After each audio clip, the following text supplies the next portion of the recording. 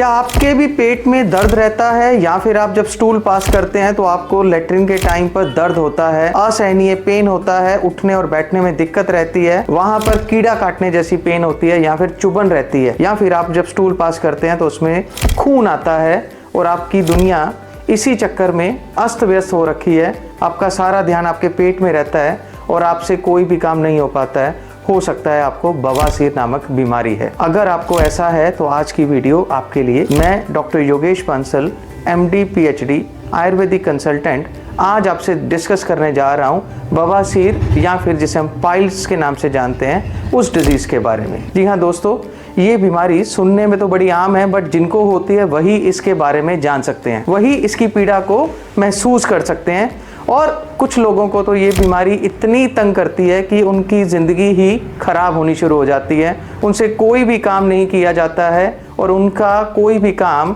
ठीक ढंग से नहीं हो पाता है। अगर आपको ये दिक्कत है तो इसके कुछ कारण हो सकते हैं, उन कारणों को अगर हम दूर कर लेते हैं तो इस बीमारी को दूर किया जा सकता है। आयुर्वेद में हर बीमारी का इलाज सर्वप्रथम निदान परिवर्जन करके बताया गया है। निदान का मतलब होता है कारण को दूर करना। अगर आप अपनी बीमारी के कारण को दूर कर देते हैं तो आपकी बीमारी दूर हो जाती है। बवासीर या फिर पाइल्स, या जिसे आयुर्वेद में अर्श रोग कहते हैं, इसके कारणों को दूर कर दें तो इस बीमारी को दूर किया जा सकता है। बीमारी के कारणों को दूर किए बिना अगर हम इलाज भी करते हैं तो वो इलाज भी पूर्णतः काम नहीं करता है। इसीलिए एक बोला जाता है कि कारण को दूर कर दो, बीमारी अपने आप ठीक हो जाएगी।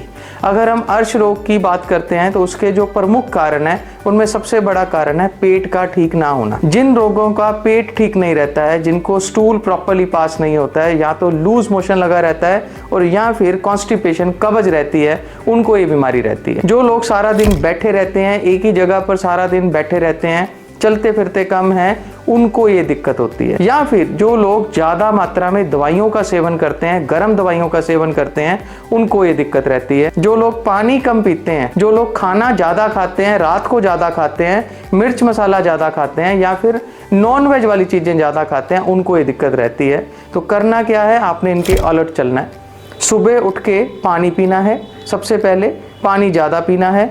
पेट आपका साफ होना चाहिए, इसलिए आपको ऐसी चीज़ें खानी है जिसमें रफेज ज़्यादा हो, जिसमें फाइबर की मात्रा ज़्यादा हो, और आपको थोड़ी थोड़ी देर के बाद में अपनी सीट से खड़े होना है, खड़े होकर चलना फिरना है, जिसकी वजह से आपका पेट नॉर्मल रहेगा, कब्ज नहीं रहेगी, खाया पिया डाइजेस्ट हो जाएगा और आपकी अग्नि डाइजेस्टिव सिस्टम नॉर्मल हो जाएगा।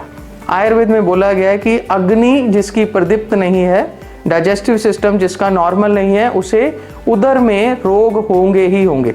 और उदर रोग का सर्वप्रथम जो रोग होता है वो अर्श रोग माना गया है।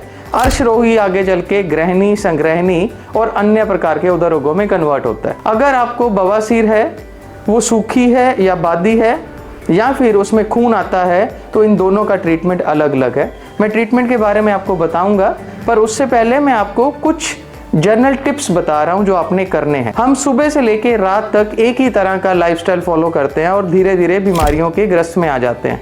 तो आज मैं उन लोगों को जिनको बवासीर है या जिनको पाइल्स बोल दिया गया है, चाहे वो खूनी है चाहे वो बादी है, मैं उनके लिए एक घरेलू नुस्खा या फिर आप टिप्स बोलते हैं तो उस घरेलू टिप्स बता रहा हूं जो आपने करना ही करना है जिनको ये प्रॉब्लम है। और ये वो लोग भी कर सकते हैं जिनका लाइफस्टाइल ऐसा है जिसमें ज़्यादा खड़े होना बैठना उनके लिए पॉसिबल नहीं है, सारा दिन वो बैठे रहते हैं। तो सबसे पहला काम आपने ये करना है, जब आप सुबह उठते हैं तो उठते सार सर्वप्रथम आपने कोई भी एक फ्रूट खाना है। अब फ्रूट वो कोई सा भी हो सकता है जो सीजनल फ्रूट हो। उसके 1 घंटे के बाद में आपने 1 गिलास गुनगुना पानी, कोसा पानी पीना है। और उसके 1 घंटे के बाद में ये टिप्स जो है वो नोट करने वाली है, आप नोट करके रख लीजिए। आपने आधा कप दही लेनी है, उसमें आधा कप पानी मिला के उसको अच्छे से फेंट लेना है। मतलब जनरली हम लोग दही के अंदर दूध मिला लेते हैं, वो नहीं करना है आपको। आपने दही लेनी है, अगर वो स्किम्ड मिल्क की बन जाए तो वो सबसे अच्छी है। उसके अंदर थोड़ा सा पानी डाल लेना है आपने, उसको अच्छे से मिला के फेंट लेना है। बीच में उसके थोड़ा सा जीरा पाउडर डालना है, जीरे को भून के उसका पाउडर बना लेना है और बीच में थोड़ा सा काला नमक डालना है। अब इसके अंदर आपने डालना है एक वंडरफुल रेमेडी जिसे हम बोलते हैं अनार। अब अनार का काम ये है कि वो डाइजेशन सिस्टम को एक्टिवेट करता है, मंद अग्नि को दूर करता है और खाए पिए को हजम करता है। तो आपका जो प्री ब्रेकफास्ट है, खाना ब्रेकफास्ट करने से पहले का, उसमें आपने दही, पानी, जीरा, काला नमक और थोड़े से दाने अनार के लेके उसके बीच में डाल के उसको अच्छे से मिला के चम्मच के साथ में 1 से 2 मिनट के बीच में खाने हैं। उसके बाद आप अपना जो भी काम करते हैं करना है। 1 घंटे के बाद आपने अपना नाश्ता करना है। अगर आप लोग ये काम कर लेते हैं तो छोटी आंत और बड़ी आंत वाली कोई भी बीमारी है, चाहे आपको अर्श है, चाहे ग्रहणी है, चाहे संग्रहणी है, कईयों के अल्सरेटिव कोलाइटिस नाम की बीमारी हो जाती है, IBD हो जाता है, उसमें भी ये कारगर होता है। तो आप लोगों ने एक अपनी हैबिट चेंज करनी है। सुबह उठ के आपने पहले फ्रूट खाना है, फ्रूट के बाद में आपने गर्म पानी पीना है और बाद में 1 घंटे के बाद में आपने दही में पानी मिलाकर, काला नमक, जीरा मिलाकर, बीच में अनार डाल के वो आपने खाना है। उसके बाद आपने नाश्ता करना है। अगर आप ये चीज़ें करते हैं तो आपको बवासीर, अर्श में काफ़ी आराम मिलता है।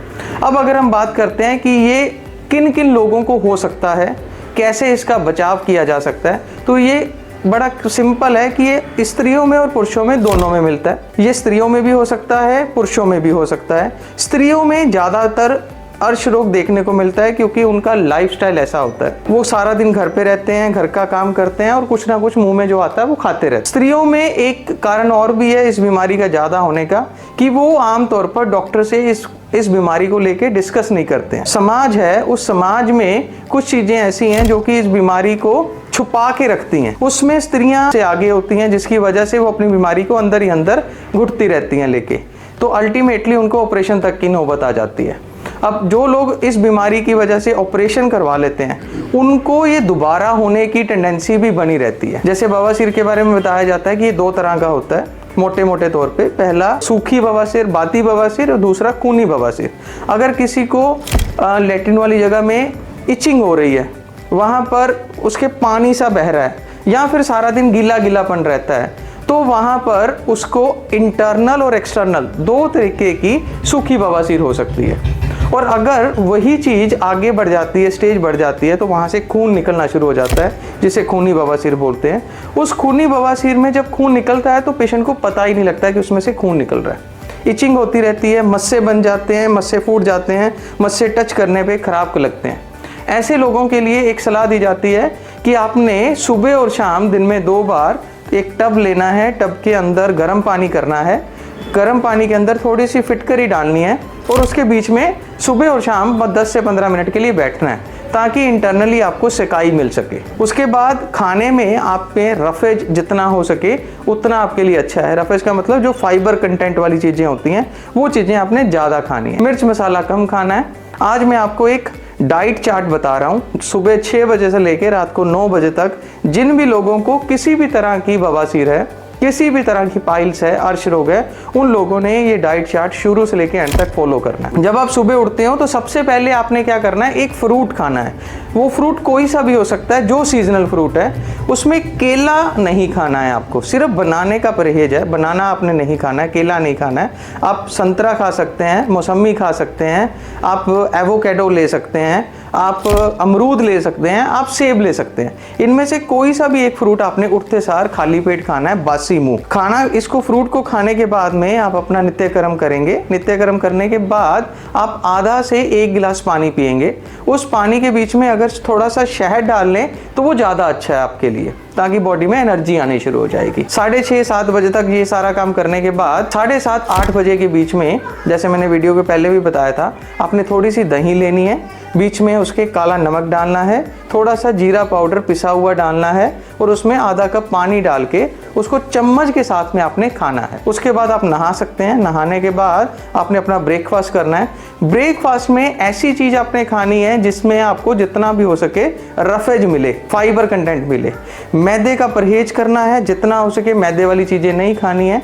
अगर आप सुबह उठकर पोहा खा सकते हैं, पोहा जिसे चिवड़ा भी बोलते हैं, उसके अंदर सब्जियां डाल के, रॉ सब्जियां डाल के हफ्ते में 1 या 2 दिन अगर आप खाते हैं तो ये काफ़ी आराम मिलता है। इसके साथ में आपने एक हैबिट बनानी है कि जब भी आपने सुबह का नाश्ता करना है उसके साथ में आपने दूध वाली चीज़ें कम से कम खानी है। हम लोगों की आदत होती है कि हम जैसे ही नाश्ता करते हैं साथ में चाय का कप पीते हैं या फिर दूध पीते हैं। कोशिश ये होनी चाहिए कि चाय और दूध अगर आपको पीना भी है तो कम से कम 1 से 1.5 घंटे के बाद में पीना है।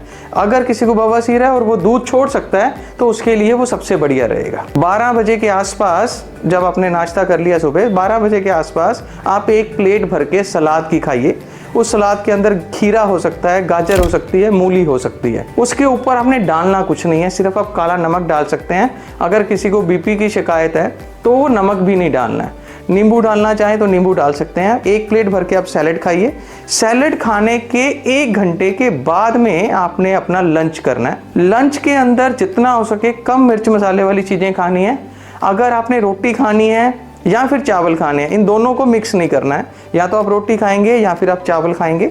अगर आपने रोटी खानी है तो कोशिश करिए कि वो चोकर वाले आटे की रोटी हो, उसके अंदर फाइबर कंटेंट ज़्यादा होना चाहिए। हो सके तो आप 2, 3, 4 तरह के अनाज मिक्स करके रोटी बनाइए। सबसे बढ़िया अनाज आपके लिए है जौ का आटा। जौ का आटा, रागी का आटा और ज्वार का आटा अगर आप कनक के आटे में मिक्स कर लेते हैं इक्वल अमाउंट में तो ये रोटी आपके लिए वरदान सिद्ध होगी। इस रोटी को मिस्सी रोटी भी बोलते हैं। इस रोटी को सब्जी के साथ में आपने लेना है। कोई सी भी आप सब्जी ले सकते हैं, वो आपके ऊपर है, बट उसके अंदर तेल की मात्रा कम होनी चाहिए। सब्जी अगर आपने लेनी है तो जितना हो सके काफ़ी मात्रा में आपने लेनी है, मतलब 1 कटोरी सब्जी और 2 रोटी अगर आप साथ में ले लेते हैं, बट इसके साथ में पानी का निषेध है। इस बीमारी में सबसे बड़ा कारण मैंने आगे भी बताया आपको कि अग्नि का वर्धन है। अग्नि कम होने की वजह से ये बीमारी होती है, डाइजेस्टिव सिस्टम लो होने की वजह से होता है। अगर आपको ये प्रॉब्लम हो रही है तो अपने पानी खाना खाने के साथ में नहीं पीना है। अब पानी के बारे में बताया जाता है कि या तो पानी 1 घंटा पहले पीजिए या 1 घंटा बाद में पीजिए। अगर आपको खांसी आ जाती है, रोटी अड़ जाती है तो रोटी के साथ में धीरे धीरे 1-1 घूंट करके पानी पी सकते हैं, बट अन्यथा पानी आपको पीना है खाना खाने के 1 घंटे के बाद में। शाम को 5 बजे के आसपास आप चाय का कप ले सकते हैं, साथ में 5-7 दाने फुल मखाने के वो आप ले सकते हैं, जिससे आपको फाइबर मिलेगा। और शाम को 7 बजे के आसपास आपने अपना डिनर कर लेना है। डिनर में दाल सबसे बेस्ट मानी जाती है। रोटी आप 1 से ज़्यादा नहीं खाएंगे जिनको ये प्रॉब्लम है। और दाल में भी अगर आप हो सके तो छिलके वाली दालें कम खानी है। जो भारी दालें होती हैं जैसे चने की दाल होती है, ऐसी दाल या फिर माह की दाल, इन चीज़ों का परहेज करना है। जो भी चीज़ें बाई वाली होती हैं जैसे आलू, चावल, गोभी, इन चीज़ों का परहेज करना है।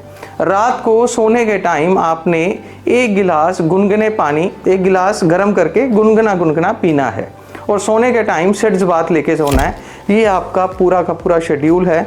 इस शेड्यूल को अगर आप फॉलो करते हैं तो आपकी 80 to 90% प्रॉब्लम कवर अप हो जाएगी बिना किसी दवाइयों के। अगर फिर भी आपको लगता है कि आपको प्रॉब्लम है और आपकी ऐसी प्रॉब्लम आ चुकी है कि आप ठीक नहीं हो पा रहे हैं या फिर डॉक्टर ने आपको बोल दिया है कि आपको सर्जरी की नौबत है, तो उसके लिए, क्योंकि हम जॉय आयुर्वेदा से बोल रहे हैं, जॉय आयुर्वेदा में हमने कुछ रिसर्च प्रोडक्ट बनाए हैं। उनके अंदर एक प्रोडक्ट है अर्शरोग कैप्सूल और उसी तरीके का एक गोली है अर्शरोग पाइल्स टैबलेट। इस गोली को सुबह और शाम को खाना है आपको और इस कैप्सूल को सुबह और शाम को गर्म पानी के साथ में आपको लेना है। साथ में एक पाउडर है, इसका 1 चम्मच रात को सोने के टाइम पर लेना है। जितनी चीज़ें मैंने आज आपको बताई हैं, अगर आप ये सारी चीज़ें कर लेते हैं तो इतनी तो हम श्योरिटी देते हैं कि आपको सर्जरी नहीं करवानी पड़ेगी। आपकी बीमारी जड़ से ख़त्म हो जाएगी, आपको ज़्यादा पैसे नहीं खर्चने पड़ेंगे और आपकी बीमारी आपके जीवन में कष्टदायक नहीं रहेगी। इसी तरह की और वीडियो के साथ हम लोग फिर मिलेंगे किसी अन्य दिन, किसी अन्य टॉपिक के साथ।